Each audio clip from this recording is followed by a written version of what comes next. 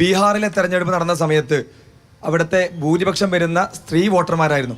ആ വോട്ടർമാരുടെ അക്കൗണ്ടിലേക്ക് 10,000 രൂപ സർക്കാർ കൊടുത്തു ഇലക്ഷനോട് അടുപ്പിച്ച്.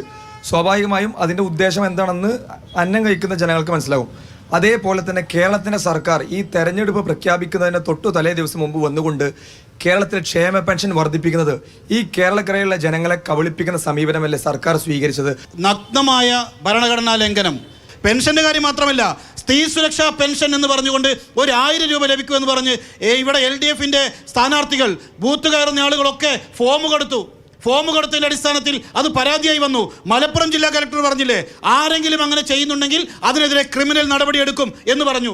ഇന്നലെ മുഖ്യമന്ത്രി പത്രസമ്മേളനത്തിൽ അങ്ങനെ ഒരു പദ്ധതിയേ ഇല്ല എന്ന് പറഞ്ഞു പിൻവലിക്കേണ്ടി വന്നു.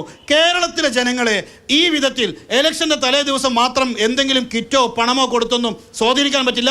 രണ്ടുപേരും ബീഹാറിനെ കുറിച്ച് ബീഹാറിന്റെ കാര്യം ഒന്ന് പറഞ്ഞോട്ടെ. അതായത്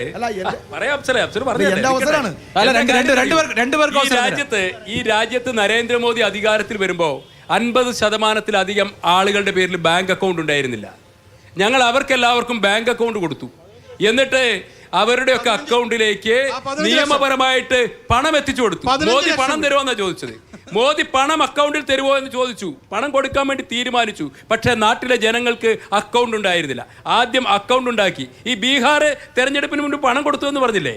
അതെ, സ്വാശ്രയ സ്വയംഭരണ ആളുകൾക്ക് സ്വാശ്രയ കാര്യങ്ങൾ നടപ്പിലാക്കാൻ വേണ്ടി വനിതകളുടെ അക്കൗണ്ടിലേക്ക് പണം കൊടുത്തു. അല്ല, കേന്ദ്ര സർക്കാരിന്റെ കയ്യിൽ പണമുണ്ട്. ഇവിടുന്ന് പിരിച്ചുകൊണ്ട് പണം എല്ലാം ഉണ്ടല്ലോ, നികുതിയെ പിരിച്ചുകൊണ്ടുപോകല്ലേ? ഞാൻ പറഞ്ഞോട്ടെ, സ്വഭാവം ഇവിടെ കാണിക്കരുത്. അല്ല, ഇത് ചർച്ചയാണ്, മാന്യമായ സംവാദം നടക്കുന്നത്.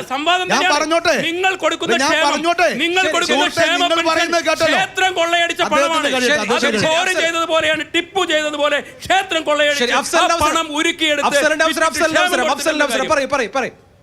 കഴിഞ്ഞോ? ക്ഷേത്രം കൊള്ളയടിച്ച് പറഞ്ഞോട്ടെ. ഈ കേരളത്തിൽ നിന്ന് ഉൾപ്പെടെ പിരിച്ചു കൊണ്ടുപോകുന്ന പ്രത്യക്ഷവും പരോക്ഷവുമായ ടാക്സ് ഉണ്ട്, പെട്രോളിന്റെയും ഡീസലിന്റെയും മുകളിൽ ഉൾപ്പെടെ.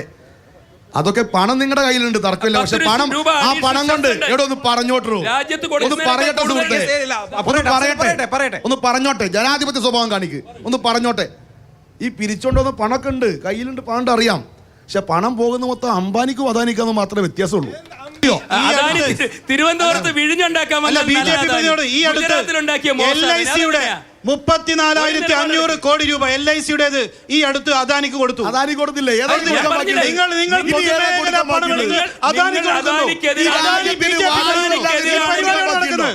ഈ കേരളത്തിലെ ആരോഗ്യരംഗത്തിന്റെ ഗുണനിലവാരം അറിയാൻ നിങ്ങൾ മറ്റിടത്തൊന്നും പോണ്ട. നിങ്ങൾ ഈ മലപ്പുറം ജില്ലയിൽ മാത്രം ഉണ്ടായ മാറ്റത്തെക്കുറിച്ച് പഠിച്ചാൽ മതി. ഒരു ബോർഡ് മാറ്റി വെച്ച് മെഡിക്കൽ കോളേജാക്കി പോയ മെഡിക്കൽ കോളേജ് ഇപ്പം മെഡിക്കൽ കോളേജ് ആയത് ഇടതുപക്ഷ സർക്കാരിൻ്റെ കോടാനുകോടി രൂപയുടെ വികസന പ്രവർത്തനം നടന്നുകൊണ്ടാണ്.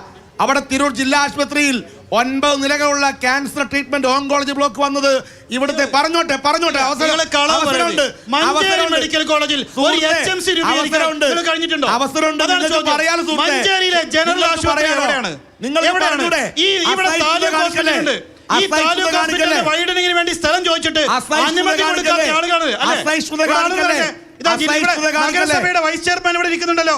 ഇവിടെ താലൂക്ക് ഹോസ്പിറ്റൽ തൊട്ടപ്പുറത്തുള്ള എഡ്യൂക്കേഷൻ കൊടുത്താൽ ഇത് ഹോസ്പിറ്റലാകും. അതിന് അനുമതി കൊടുക്കാത്ത ആളുകളാണ് ആരോഗ്യ മേഖലയെ കുറിച്ച് പറയുന്നത്. മഞ്ചേരി ജനറൽ ആശുപത്രി ഈ സമയം വരെ നൽകിയിട്ടില്ല ഇവർ. മലപ്പുറത്ത് ഇന്ന് ഒരാൾക്ക് പെട്ടെന്ന് സുഖമില്ലാണ്ടായി കഴിഞ്ഞാൽ എവിടേക്ക് കൊണ്ടുപോകും? ഒന്നുകിൽ പെരിന്തൽമണ്ണ അല്ലെങ്കിൽ കോഴിക്കോട് മെഡിക്കൽ കോളേജ്. ഇവിടെ ഒരു ഹോസ്പിറ്റൽ മലപ്പുറത്തിന് വേണ്ടി ഒരു വികസനവും രണ്ട് മുന്നണികളും ചെയ്തിട്ടില്ല.